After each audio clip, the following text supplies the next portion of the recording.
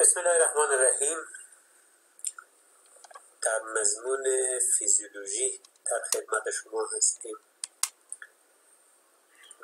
برای محصلین سمستر ششم که به صورت ویدیو اسلاید خدمت شما عزیزان ارائه میشه. در هفته 12 مضمون فیزیولوژی نباتی در خدمت شما هستیم. مطالبی که در این جلسه ارائه خواهد شد عبارت است از مروری از درس گذشته در مورد LAI، CGR و رابطه بین زاویه برق و نفوذ نور. همچنین در رابطه با رابطه بین CGR و LAI در جامعه گیاهی جواری و شبدر نیز بحث خواهیم کرد و رابطه بین زاویه برق LAI و سرعت فتوسنتز برق و مقدار فتوسنتز کل رو نیز مورد بحث قرار خواهیم داد و در انتها جمع‌بندی از مطالب ارائه شده در این جلسه خدمت شما ارائه خواهیم کرد. اما اولین شاخصی که مورد بحث ما هست در اینجا عبارت است از شاخص سطح برق یا لیفر یا ایندکس. بسیار مهم هست. تعریفی از شاخص سطح برق یا LAI یا لیفر یا ایندکس عبارت است از سطح برگ های فتوسنتز کننده بر مساحت احتوا شده زمین. منظوری هست که ما ببینیم که به ازای هر متر مربع زمینی که اختصاص یافته برای کشت یک محصول چقدر این محصول ما یا نبات ما سطح برگ تولید کرد. خواسته ناخواسته در ابتدا سطح برگ ما صفر است زمانی که ما دانه را به داخل زمین بیگذاریم. بنابراین همه انرژی خورشید یا آفتاب میتابه به سطح زمین و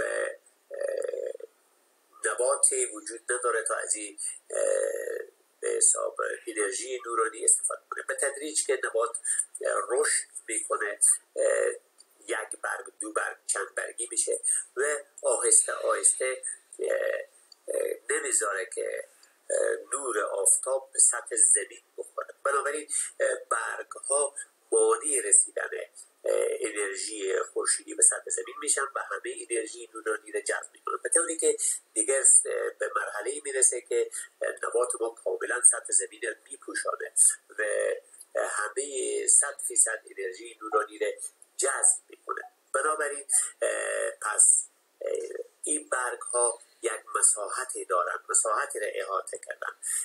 ممکنه این مساحت برابر همون مساحت سطح زمین باشه و یا اینکه چندین برابر از این باشه. بر اساس از اون LAI رو آمدن تعریف کردن، گفتن که سطح برگ های ما که تولید شده ما بیاییم مساحت از اون رو گفتیم برای شاخص های آنالیز های رشد ما باید یک سطح برگ رو اندازه گیری کنیم، دو وزن خشک رو اندازه گیری کنیم. سطح برگ در اینجا برای ما به کار میره که ما ببینیم که این برگ های ما چه مساحتی داره و سطح زمین ما چه مساحتی است. فرضاً در یک متر مربع زمین اگر ما بیاییم سمپل یا نمونه برداری کنیم، اگر یاد شما باشه جهت بررسی آنالیزهای رشد و روند رشد ما باید نمونه برداری های را در طول دوره رشد می داشتیم و اندازه گیری سطح برگ و وزن خشک. خب حالا میاییم ما در امروز فرضاً 30 روز بعد از کاشت هست، یک متر مربع زمین برداشت میکنیم، محصول نباتات میاریم داخل لابراتوار و در داخل لابراتوار برگ های از این اندازه گیری میکنیم. میگیم مساحت برگ های از این چقدر است. به طور مثال ما یک متر مربع زمین نباتات از این برداشت کردیم، برگ های نبات را آوردیم داخل لابراتوار و اندازه گیری کردیم. وقتی که اندازه گیری کردیم برگ ها هم شد یک متر مربع. اینها رو مساحت اینا رو اندازه گیری کردیم، شد یک متر مربع. پس بنابراین سطح برگ ما، سطح فتوسنتز کننده ما چند هست؟ یک متر مربع. مساحت احتوا شده یا مساحت زمینی که اختصاص یافته بود ما نمونه برداری کردیم، این هم 1 متر مربع. پس بنابراین این هر دوتا با هم برابر هستن. از فرمول زیر LA محاسبه میکنن. هست LA یا شاخص سطح برگ لیف اریا اندکس مساوی است با LA2 یا لیف اریا سطح برگ ما در زمان دوم جمع LA1 یا سطح برگ ما در زمان اول تقسیم بر 2، یعنی یک اوسطی از این مرتبه که ما نمونه برداری میکنیم با 10 روز بعد که نمونه برداری میکنیم. 10 روز بعد ما میشه LA2. امروز که اگر نمونه برداری کردیم میشه LA1. اولین سطح برگ ما گرفتیم، بعد از 10 روز بعد 2 مرتبه سطح برگ گرفتیم. 1 متر مربع دیگر ما قیچی کردیم به آوردیم داخل لابراتوار. میخوایم ببینیم در طی مدت 10 روز تفاوت سطح برگ آیا داشتیم یا نداشتیم. یک اوسطی از این میگیریم تقسیم بر GA هست سطح زمین یا گراوند اریا، تقسیم بر سطح زمین. خب حالا اگر باشه 1 متر مربع طبق مثالی که قبلا گفتیم 1 متر مربع سطح برگ داریم، 1 متر مربع زمین ما، 1 متر مربع تقسیم بر 1 متر مربع بشه 1 تقسیم بر 1 میشه 1 متر مربع تقسیم بر متر مربع با هم حذف میشه. بنابراین واحد شاخص سطح برگ چی میشه؟ سوال واحد شاخص سطح برگ چیست؟ 1 متر مربع تقسیم بر 1 متر مربع، 1 به 1 میشه 1 متر مربع به متر مربع که تقسیم کنیم میشه با هم حذف میشه. پس بنابراین شاخص سطح برگ واحد ندارد. یونیت از چی هست؟ بدون واحد است. شاخص سطح برگ میشه 1، یعنی ای که سطح فتوسنتز کننده ما 1 لایه کامل از سطح زمین رو پوشونده. حالا اگر آمدیم 2 مرتبه اندازه گیری کردیم در زمان دوم در 10 روز بعد، این سطح برگ 1 متر مربعی ما که از زمین برداشت کردیم آوردیم داخل لابراتوار اندازه گیری کردیم، شد سطح برگ ما فرضاً 2 متر مربع از نبات ما. سطح زمینی که برداشت کردیم شده 1، پس 2 به 1 میشه 2، یعنی شاخص سطح برگ ما شده 2. پس LA ما شده 2، یعنی 2 لایه کامل سطح زمین پوشونده.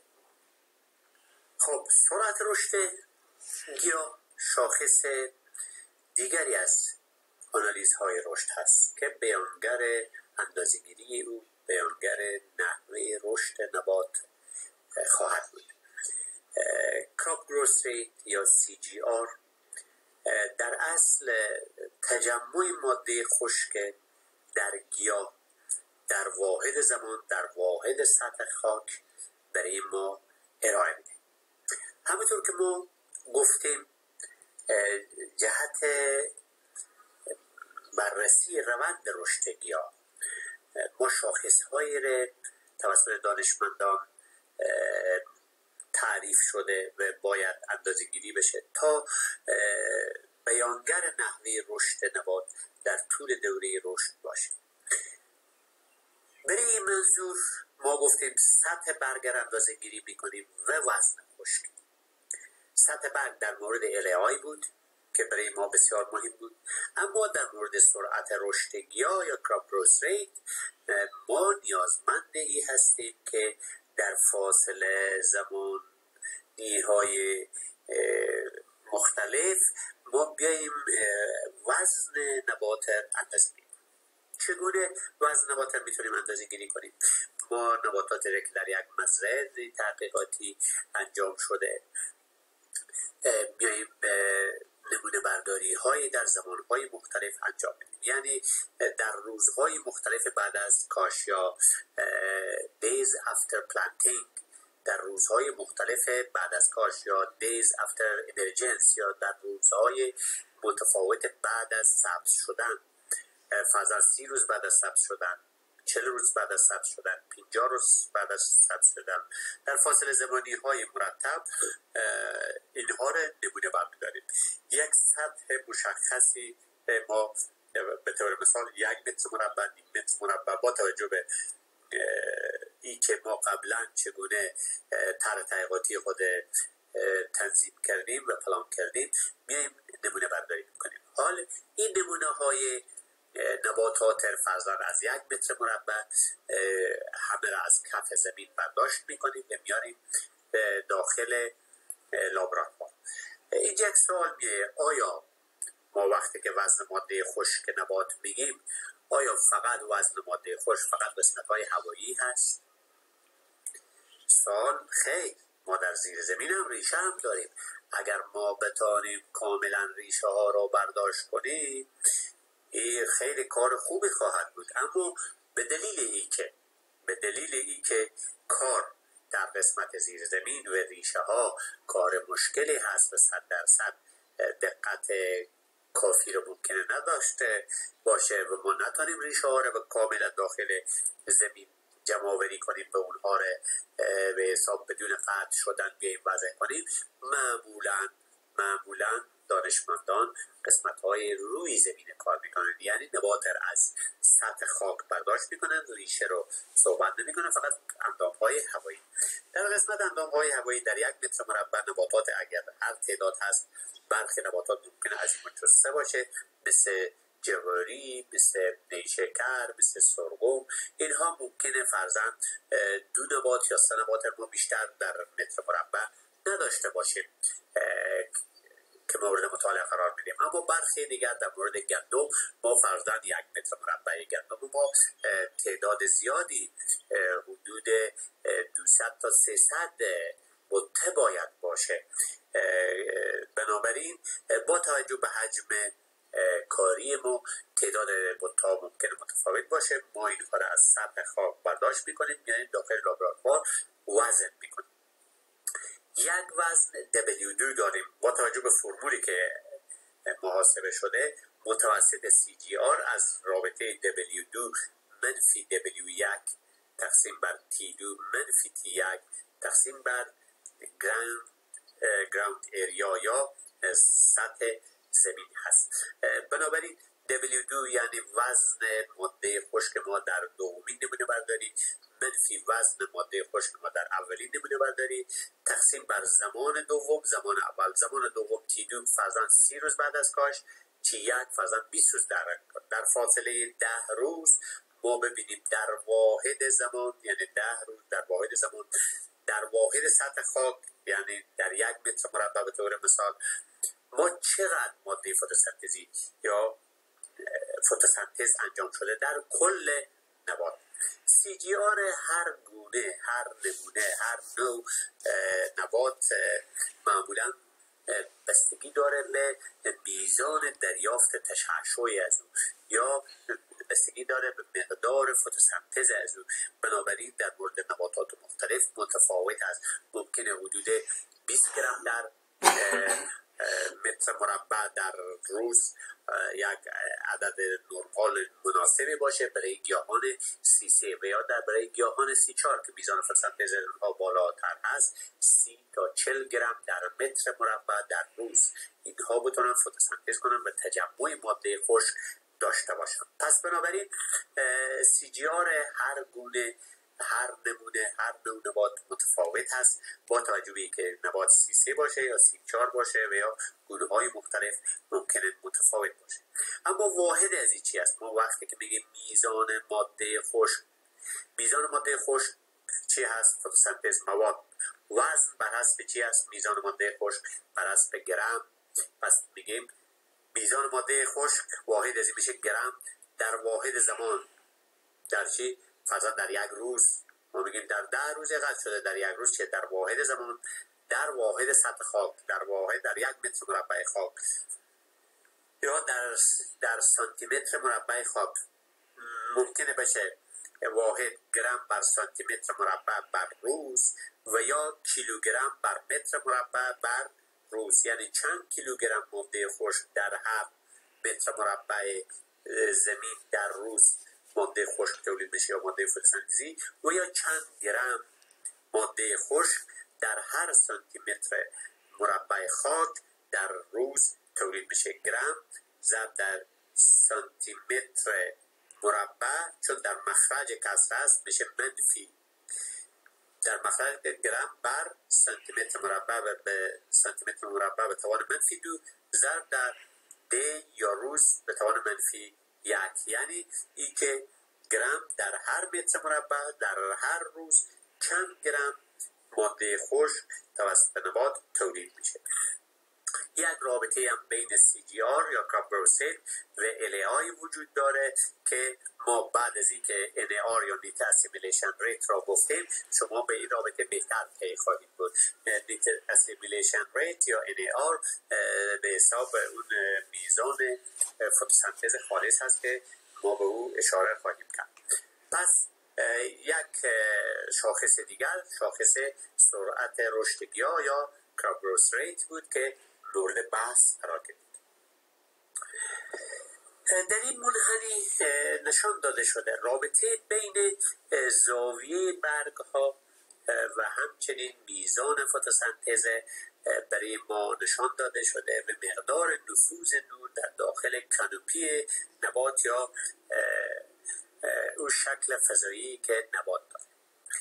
چنان که مشاهده میکنید در قسمت سمت چپ اگر زاویه ما نسبت به حالت افقی صفر باشه یعنی برگ‌های ما کاملا خوابیده و به شکل افقی باشند و زمانی که نور میتابه 100% نور فعال فتوسنتزی را جذب میکنند و نفوذی از برگ انجام نمیشه و نفوذ نمیکنه.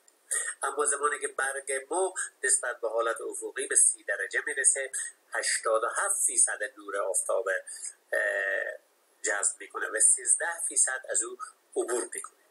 اما به ترتیب که ما زاویه برگ ها را نسبت به حالت افقی تغییر میدیم یا نباتات ما زاویه برگ های از اونها نسبت به حالت افقی تغییر میکنه میزان نفوذ نور هم در داخل جامعه گیاهی یا کانوپی نبات تغییر میکنه به طوری که اگر زاویه برگ ها به 45 درجه برسه 71% نور جذب میشه و 29% عبور میکنه و هرگاه زاویه برگ ها به 60 درجه برسه 50% نور عبور میکنه و 50% جذب میشه.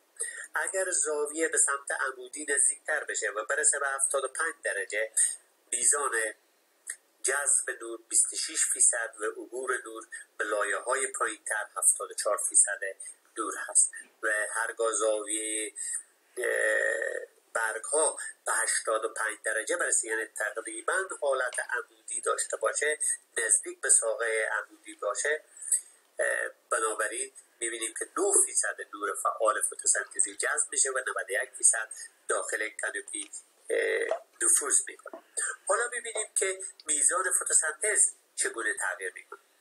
اگر زاویه برگ‌های ما 85 درجه باشد حدود گفتیم 9% نور چکار میکنه نور کاملا جذب میکنه و مقدار CER یا کربن اکسچنج ریت یا مقدار فتوسنتز بر حسب میلی گرم کربن دی اکساید بر دیسی متر مربع در ساعت برابر است حدوداً 13 میلی گرم یعنی مقدار فتوسنتز کمی هست ولی بقیه نورها عبور میکنه و میره به لایه های بعدی.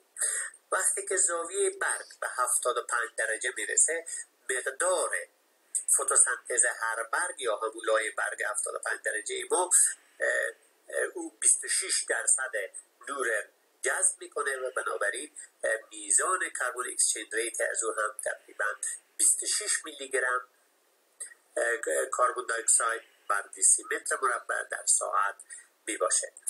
اما زمانی که درجه زاویه به تدریج کم میشه میرسه به 45 درجه زمانی که رسید به 45 درجه میبینیم که حدود 71% نور فعال فتوسنتزی را جذب میکنه ولی میزان کربن اکسچنج ریت از او یا فتوسنتز از او تقریبا حدود 32 میلی گرم کربن دی اکساید بر دیسی متر مربع در ساعت خواهد بود. ولی زمانی که زاویه برگا به 30 درجه میرسه 87% نور آفتاب را جذب میکنه و به میزان فتوسنتز او برگ بسیار بالا هست و حدود 33 میلی گرم کاربن دی اکساید بر دیسیمتر مربع در ساعت است. بنابراین هرچه زاویه برگ ها به سمت عمودی نزدیکتر میشه، میزان فتوسنتز اون لایه برگ کاهش پیدا میکنه، ولی نور به لایه های بعدی میره و فتوسنتز در لایه های بعدی اضافه و افزایش خواهد یافت. خب در این شکل منحنی شبیه سازی شده توسط کامپیوتر برای CGR جامعه گیاهی جواری و شبدر در الهه‌های متفاوت و زوایای مختلف برگ نشان داده شده. چون که ملاحظه میشه در مورد شبدر منحنی های نقطه چین و در مورد جواری منحنی های کامل خطوط پیوسته نمایش داده شده. در مورد شبدر میبینیم هرگاه زاویه برگ ها صفر باشه، یعنی برگ ها کاملا به صورت افقی هستند، در نتیجه میبینیم با الهه‌های دو ما به حد اکثر میزان سرعت رشد یا CGR میرسیم که عبارت است از حدود 20 گرم در متر مربع در روز. با افزایش شاخص سطح برگ یعنی محور افقی از 2 به 4 به 6 و به 8 میبینیم تغییری در میزان سرعت رشد یا CGR به وجود نمیآید. در منحنی در محور عمودی همون مقدار 20 گرم در متر مربع در روز ثابت است. اما اگر ما بیاییم زاویه برگ ها را در نظر بگیریم که از 0 به سمت 45 درجه بره، در حالت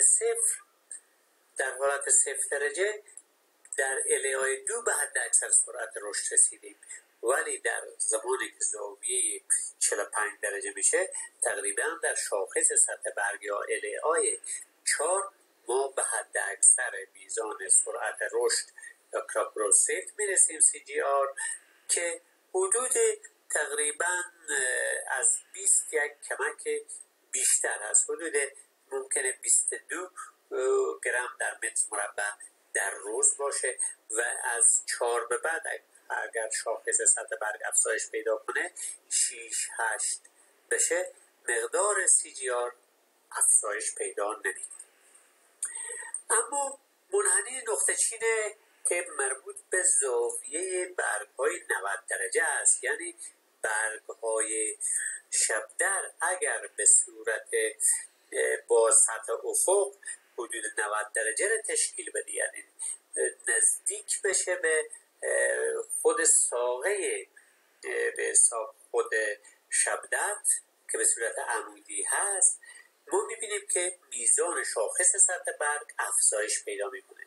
دیگر تا شاخص سطح برگ 8 هم ما به الهه‌های اپتیموم نمیرسیم، یعنی الهه‌ای که 90% جذب داشته باشه و CGR در او حد اکثر باشه نمیرسیم و مقدار CGR هم افزایش چشمگیری یافته و حدود 50 گرم در متر مربع در روز خواهد شد. اما بیاییم در مورد جواری ببینیم. در مورد جواری زمانی که زاویه برگ ها تقریبا 0 درجه است و برگ ها کاملا افقی هستند و عمود بر محور ساقه قرار گرفتن، بنابراین در حالت 0 درجه ما میبینیم تقریبا در الهه‌های حدود 3 ما رسیدیم به حد اکثر میزان CGR یا کراپ ریت که از او به بعد با افزایش الهه‌های از 3 به 4 به 5 به 6 و حتی تا به 8 میزان CGR یا سرعت رشد ثابت است و تقریبا حدود 45 گرم در متر مربع در روز می باشه. اما اگر زاویه برگ ها از 0 به 45 ارتقا پیدا کنه، میبینیم که در الهه‌های 4 یا 5 ما تقریبا رسیدیم و ثابت شده مقدار CGR ما و از او به بعد از 4 و 5 به بعد میزان شاخص سطح برگ هرچی افزایش پیدا کنه CGR ثابت هست و حدود 50 گرم در متر مربع در روز تخمین زده شده که میزان و سرعت رشد خواهد.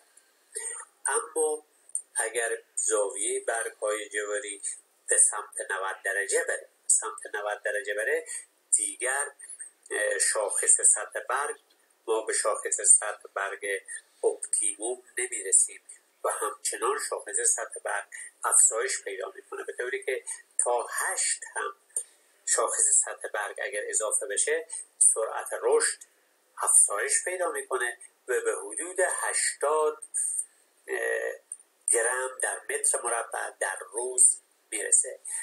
خلاصه نتیجه گیری از این مدل این هست که ما اگر بتوانیم نباتات را طور اصلاح کنیم که زاویه برگ‌های از اونها نسبت به حالت افقی به سمت 90 درجه میل کنه، هم شاخص سطح برگ بیشتری ما خواهیم داشت، اله‌های بیشتری خواهیم داشت، هم میزان CGR ما یا مقدار فتوسنتز ما گرم در متر مربع در روز ما افزایش خواهد یافت. در این جدول تغییرات زاویه برگ، مقدار فتوسنتز برگ و LAI و فتوسنتز کل مورد بحث قرار داده و نشان داده که هرگاه زاویه برگ ما نسبت به حالت افقی از 0 به 60 تغییر کنه، مقدار سرعت فتوسنتز برگ یا کاربون اکسچنج ریت ما، مقدار فتوسنتز ما از 33 میلی گرم کربن در دیسی متر مربع در ساعت به 31 میلی گرم کاهش پیدا می‌کنه. اما اگر این مقدار از 60 به 75 برسه، کاهش سرعت فتوسنتز ما از 33 میرسه به 26 میلی گرم در دیسی متر مربع در ساعت و هرگاه زاویه برگ ما نزدیک به عمود بشه و حدود 85 درجه بشه، مقدار سرعت فتوسنتز برگ ما، هر برگ ما در قسمت بالا به 12 میلی گرم در دیسی متر مربع در ساعت افت میکنه. یعنی زمانی که زاویه کامل افقی از 33 و زمانی که به حالت عمود نزدیک میشه به 12 به حساب میلی گرم کربن دی اکساید در دیسی متر مربع در ساعت کاهش پیدا میکنه. اما با اضافه شدن زاویه زاویه برگ ها نسبت به حالت افقی، مقدار LAI ما جهت جذب حد اکثر نور از 1 زمانی که اگر 0 باشه زاویه با LAI 1 حد اکثر جذب صورت میگیره، ولی زمانی که به 85 میرسه با LAI ما به 10 اضافه شده. خب اما فتوسنتز کل حاصل ضرب چی است؟ حاصل ضرب فتوسنتز، سرعت فتوسنتز هر برگ در LAI ما، یعنی لایه های برگ ما با افزایش LAI زیاد میشه. در حالتی که زاویه 0 1 لایه برگ داریم یعنی LAI 1، سرعت فتوسنتز ما هم 33، فتوسنتز کل ما میشه 1 ضرب در 33 میشه 33 مقدار فتوسنتز کل در یک کرد یا پلات آزمایشی. اما اگر زاویه ما 60 بشه، سرعت فتوسنتز برگ‌های ما از 33 به 31 کاهش پیدا میکنه. در نتیجه وقتی که 60 درجه بشه ما به LAI 2 حد اکثر جذب خواهیم داشت. 2 ضرب در 31 میشه 62. فتوسنتز کل ما 2 برابر شد تقریبا اگر زاویه ما 60 درجه بشه.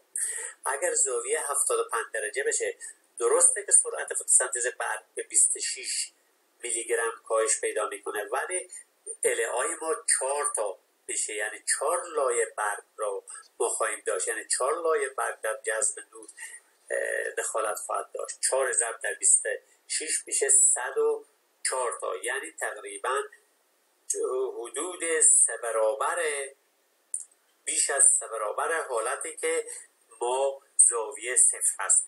در حالت زاویه 0 بود 33 فتوسنتز کل، در حالت 75 شده 104. اما اگر زاویه برگ‌های ما به 85 درجه برسه، درسته که فتوسنتز هر لایه برگ ما به 12 کاهش پیدا میکنه، اما LAI ما 10 لایه برگ خواهیم داشت. 10 ضرب در 12 تا میشه 120 میلی گرم در دیسیمتر مربع زمین در ساعت فتوسنتز کل پلات ما خواهد بود. بنابراین زمانی که زاویه برگ از 0 به 85 میرسه، فتوسنتز کل از 33 به 120 یعنی 4 برابر تقریبا اضافه میشه. امیدواریم که این مطالب مورد استفاده شما قرار گرفته باشه و این موارد در جهت اصلاحی ورایتی های پربرگ با زاویه برگ های متمایل به عمود توصیه بشه که بعد از این نباتات در این جهت اصلاح کنند. تشکر از همه شما که در این جلسه مطالب ارائه شده مورد توجه شما امید است که قرار گرفته باشه. در پایان از همه شما خداحافظی می‌نماییم. اگر سوال باشه در خدمت شما هستیم. روز خوش و خدا نگهدار.